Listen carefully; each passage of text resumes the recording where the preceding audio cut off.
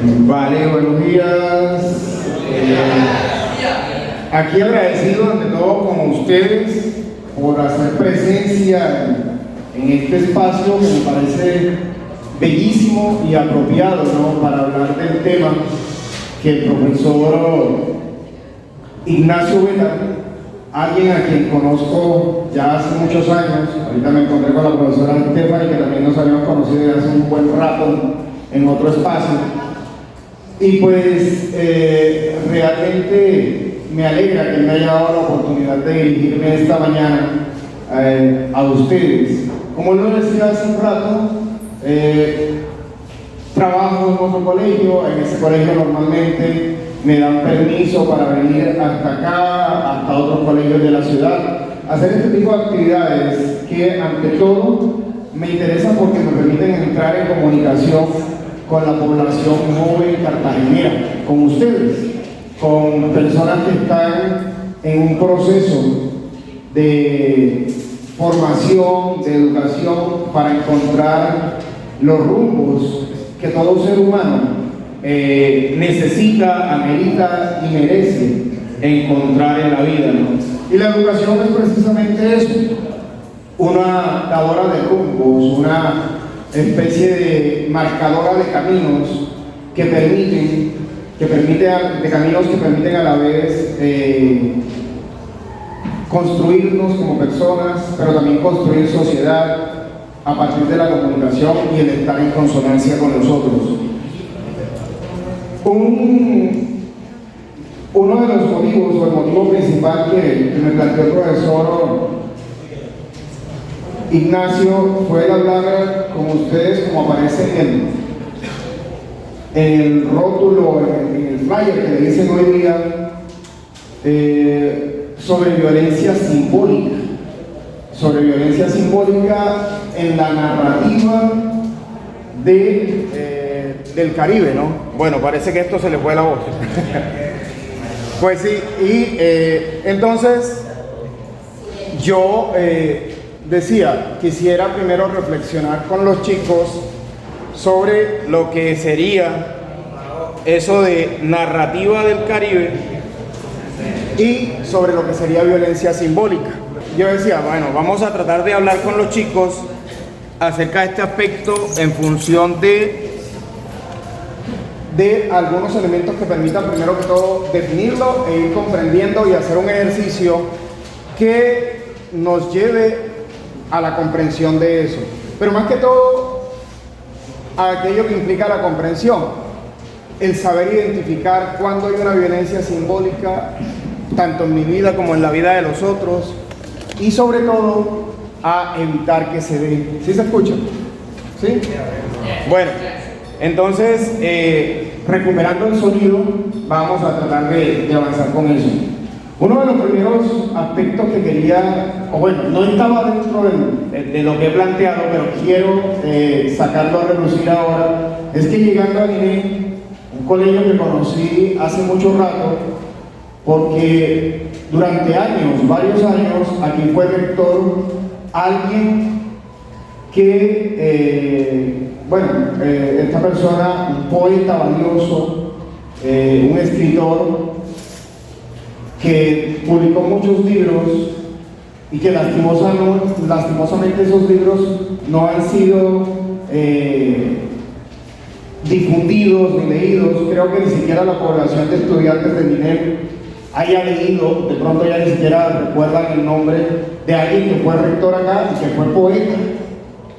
que fue poeta y escritor, José Ramón Mercado.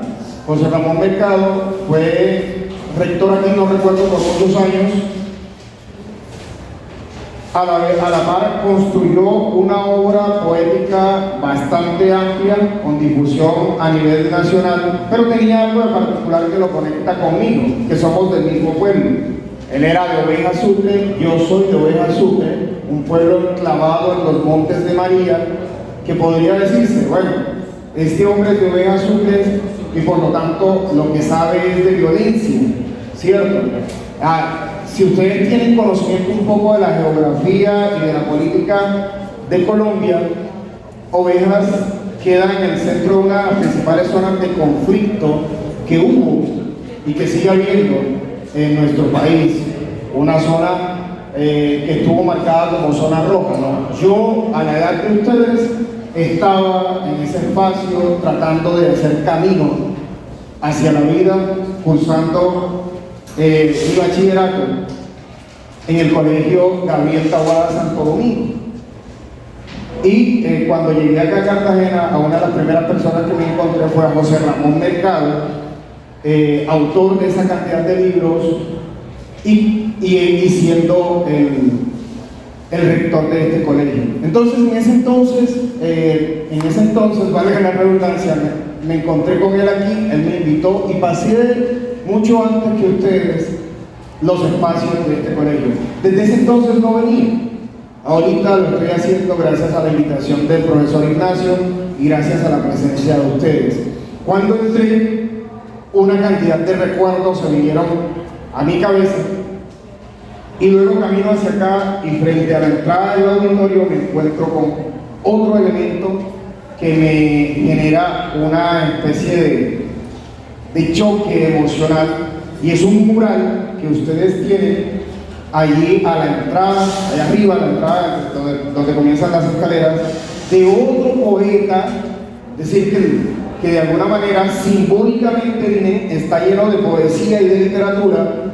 Me gustaría confirmarlo y que esa poesía y esa literatura, además de estar en las paredes y en la historia de INE, esté también en los corazones de ustedes y en sus cuadernos y en sus anotaciones. Entonces, el poeta que está allí, Raúl Gómez Jaqui, no sé si han leído el poema que lo acompaña, ahí está el mural, está él caminando como una de las calles principales de Cartagena, del centro, que es la calle de la Media Luna, en donde murió atropellado por una buceta, por un carro, y al lado de él está un poema titulado Casi Obsceno. Sí, ese poema intenté aprendérmelo alguna vez, pero no lo hice. Me he aprendido otros poemas de Raúl, y son poemas en los que se demuestra cómo él, como persona, como poeta, también fue y sigue siendo víctima de la violencia simbólica de la que estamos hablando en el día de hoy.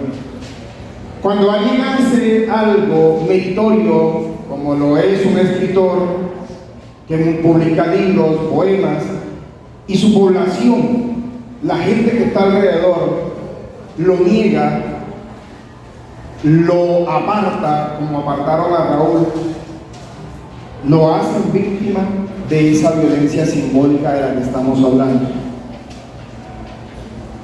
Creo que con estos comentarios les estoy dando ideas de lo que es la violencia simbólica, ¿no? Hay un poema breve de Raúl que tampoco lo tenía metido en lo que había proyectado, que de pronto es reflejo de eso que siente alguien cuando es víctima de violencia simbólica. Y ustedes disculpen que acuda a la poesía, pero creo que esa es la mejor herramienta que puede tener un estudiante, un joven como ustedes, para aprender a encontrar los elementos simbólicos de su entorno, aprender a identificarlos, aprender a controlarlos y sobre todo aprender a evitar la práctica de los mismos, porque todos, no nos escapamos, ninguno de nosotros, ni siquiera yo, que de pronto he estado estudiando el tema, estoy exento de practicar violencias simbólicas. Cuando levanto demasiado la voz sin necesidad, cuando de pronto pongo apodos para tratar de manera sarcástica a otro y por debajearlo, en fin, la idea no es hacer una lista aquí de los elementos que permitan, de los elementos a través de los cuales practicamos la violencia simbólica, sino hacer un ejercicio para que ustedes de pronto pongan en práctica la identificación de la misma. Por eso voy a acudir a la poesía, ¿no? Y ahí estaba ese poema de Raúl, que si mal no recuerdo dice así: los habitantes de mi aldea dicen que soy un hombre despreciable y peligroso, y no andan muy equivocados. despreciable y peligroso, eso han hecho de mí la poesía y el amor. Señores habitantes, tranquilos, que solo a mí suelo hacer daño. Ese sería el poema de Raúl Gómez Hattin, para hablar un poco de esa introducción que se me ocurrió hacer y que es un tanto diferente a la que yo había planteado. Para este taller, en el cual yo espero que haya unos 10 minutos, si no más, ojalá más, en los cuales ustedes también conversen, porque me interesa llevarme las impresiones de ustedes, me interesa escucharlos, porque no vine aquí a hacer solamente un discurso en el cual, no, este man que se las cree que sabe todas, viene a hablarnos. No, yo aprendo de los jóvenes y hoy quiero aprender de ustedes. Entonces estoy planteando como unas bases para un pequeño ejercicio que quiero hacer con ustedes y a partir del cual ustedes me podrían comentar aspectos que yo pueda aprender en función de lo que hago, que es ser profesor y bueno, en parte también ser escritor. Creo que no he dicho mi nombre, ¿no? Creo que Ignacio lo dijo, pero bueno, mi nombre es Jesús David Huelvas Pedroso. Yo quiero inicialmente, para no volarme el proceso, leerles unas cuantas líneas del inicio de este libro titulado Topología de la Violencia. Este sí no es de mi autoría, esto es de un autor coreano, filósofo, que se llama Byung-Chul Han. El hombre ha vendido tantos libros que ya casi ni da clases, sino que se dedica a recorrer las calles de Berlín en una bicicleta. Eso mismo quisiera hacer yo ya a esta edad, pero en Colombia los escritores vendemos muy pocos libros porque vivimos en un país con un muy bajo nivel de lectura. Y eso hay que tenerlo en cuenta porque a veces con esos aspectos también se construyen esas violencias, porque los gobiernos, los sistemas hacen algo, ¿no? Nos quitan la educación, nos quitan las posibilidades culturales, nos quitan todo aquello que podría generarnos bienestar y posibilidades para pensar y vernos mejor y proyectar un mejor futuro para cada uno. Entonces, les leo unas cuantas líneas y vamos haciendo un ejercicio que les voy a ir indicando para al final hacer una actividad pequeñita, muy breve en torno al tema del cual estamos hablando. Dice así: hay cosas que nunca desaparecen, entre ellas se encuentra la violencia. Y entonces, ¿por qué tratados de paz? Y entonces, ¿por qué ejercicios sobre la paz? Y entonces, ¿por qué buscar que la violencia desaparezca si este autor dice eso? Háganme un favor, los que trajeron cuaderno en una hojita, anótense la expresión la violencia. La modernidad no se define precisamente por su aversión a esta. La violencia solo es proteica. Y ahí está una palabra, Valentina, que me interesa que anoten: proteica. Les doy el significado de esa. ¿Cuándo algo es proteico? Cuando cambia de forma. Es decir, el autor nos está planteando que la violencia no desaparece, sino que cambia de forma. Yo quiero mostrarles un poco cómo he conjurado la violencia yo en mi vida. Me ajusto a lo que dice Byung-Chul Han: la violencia no desaparece, pero yo puedo hacer que esa violencia en mi vida tenga el menor efecto posible. La educación a mí me brindó la posibilidad de encontrar mecanismos para hacerlo. Uno de esos mecanismos, Omar, para mí ha sido escribir poesía. Y les voy a leer, a compartir un poema que ojalá les llame la atención en algo, en el cual yo hice un ejercicio para conjurar la violencia y que la violencia fuera menor, tanto desde mí para los otros, como desde los otros hacia mí. Yo tuve una madre bella como todas las madres bellas del mundo. Se fue hace un tiempo A mí me gusta decir se fue porque ella sigue viviendo en mi recuerdo, es decir, no ha muerto. ¿Cierto? Y con ella conversaba acerca de los noticieros. A ella no le gustaba. Yo le decía, madre, estoy de acuerdo contigo, pero yo los veo en lugar de ver películas de acción.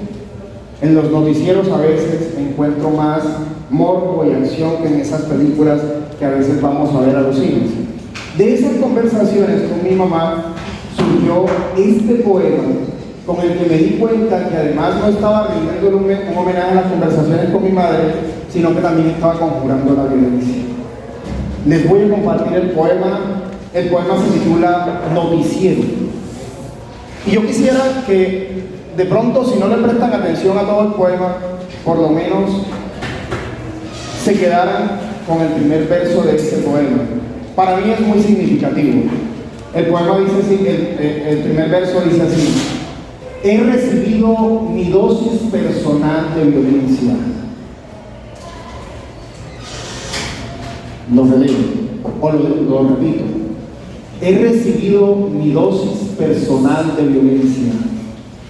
Los invito a preguntarse internamente, ¿cuántos de ustedes, cuántas personas, cuántos ciudadanos cartageneros se libran en un día de recibir cada uno su dosis personal de violencia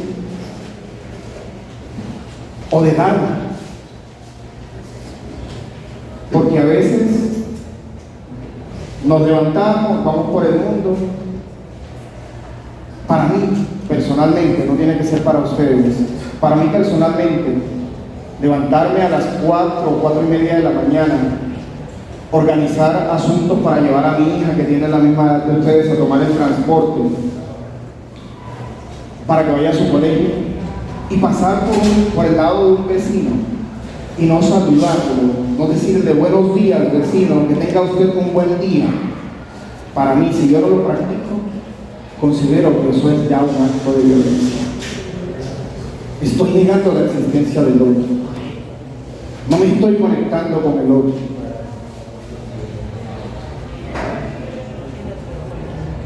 Es una cosa mínima a la que de pronto no tendríamos que prestarle atención, pero les digo aquí como para que lo analicen. Eso alguna vez lo escribí, lo reflexioné en un pequeño ensayo que tengo por ahí, ahorita se los muestro, que se titula Entre el peligro y la salvación.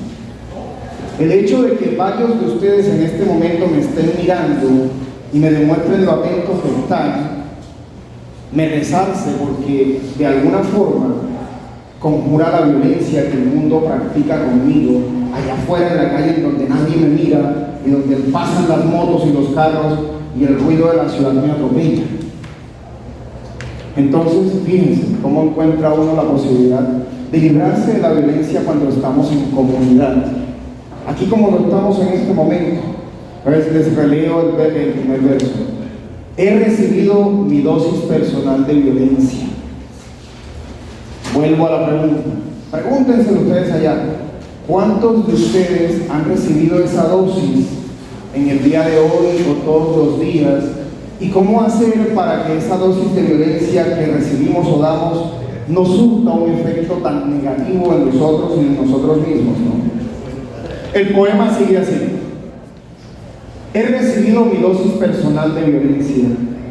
Casi 40 minutos frente al televisor para que los presentadores, él vestido de frac, ella con un atuendo muy clásico, me dispararan la ráfaga de atracos, de ataques con ácido, de accidentes automovilísticos y de asesinatos pasionales con que los reporteros han coronado el día.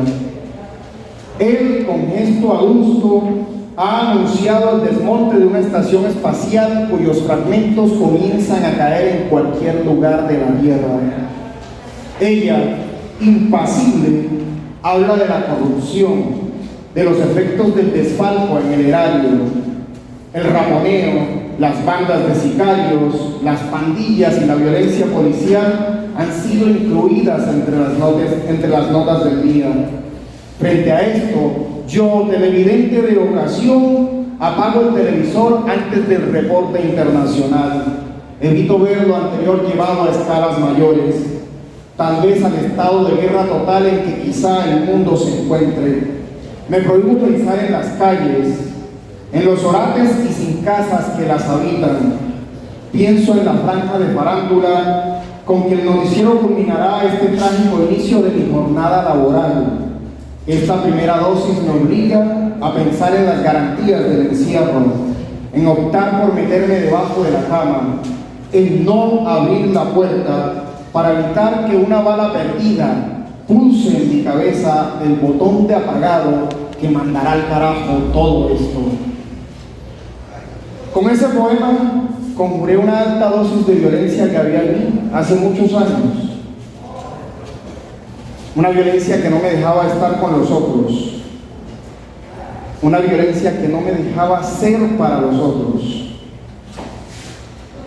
La poesía, la literatura, puede servir para eso. Después de ese poema, seguí escribiendo otros asuntos que tenían que ver con la violencia que vivía alrededor o que veía alrededor. Y ahí está otro de los elementos de la literatura, chicos. Valentina, ¿cuál es? Que lo que pasa en los libros, y eso es lo bello de la literatura, no pasa para ser repetido, sino para que quien lee lo vea, lo reflexione, lo asuma y trate de que no se repita.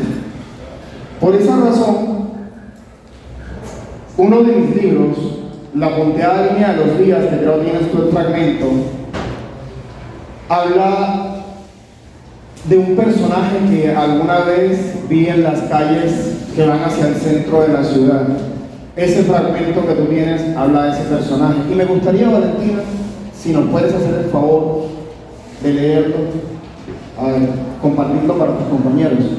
Valentina, muchas gracias por la lectura de este texto. Inicialmente había planeado que yo iba a leer los textos, pero esto de que lo lean ustedes surgió en el momento en que los vi e hice contacto visual con ustedes y en el momento en que ustedes decidieron participar, ¿no?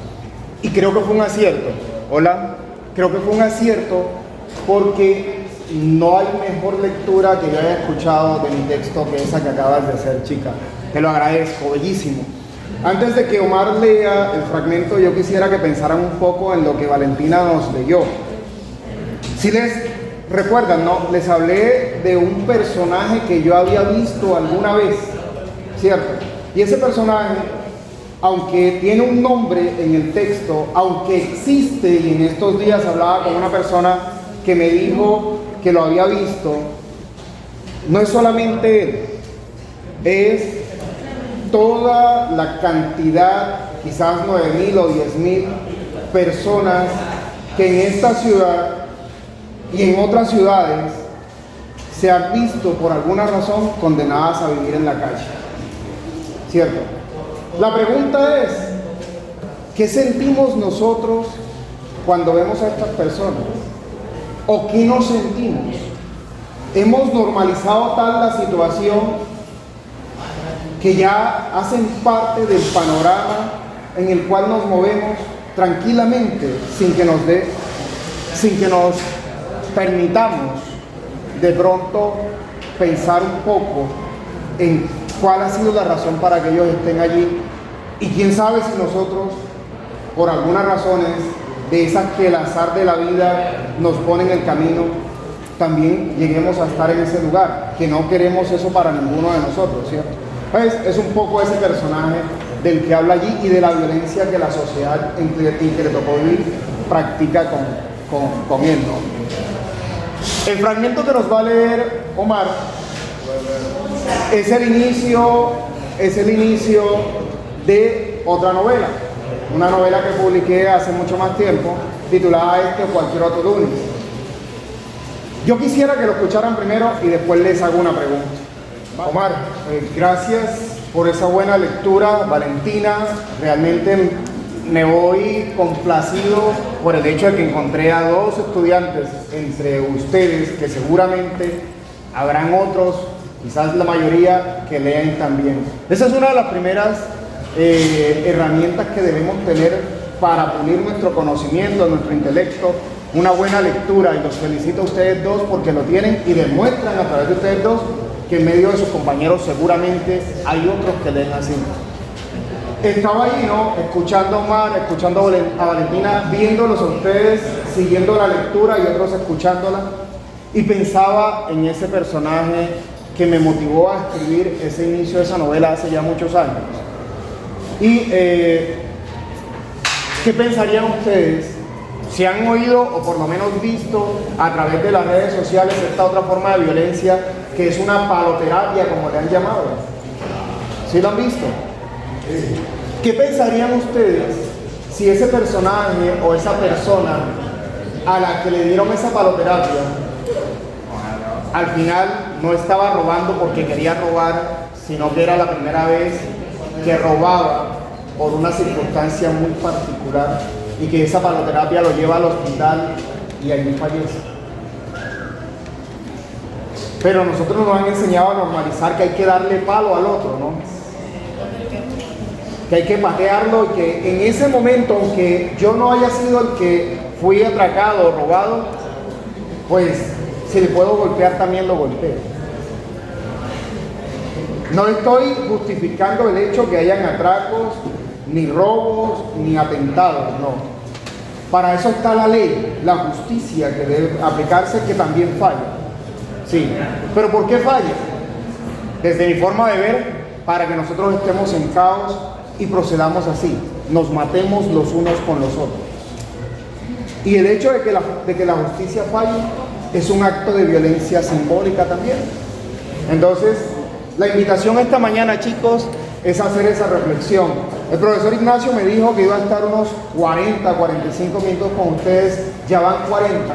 Y yo quisiera, antes de que ustedes se fueran, en primer lugar, dejarles un ejercicio. ¿Se acuerdan de las 3 palabras?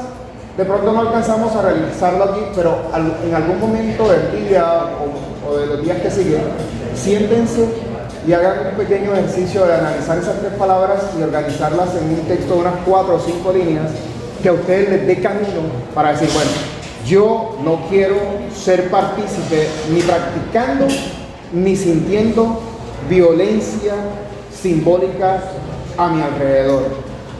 Dijo Byung-Chul Han que la violencia no desaparece, pero sí podemos conjurarla, evitarla.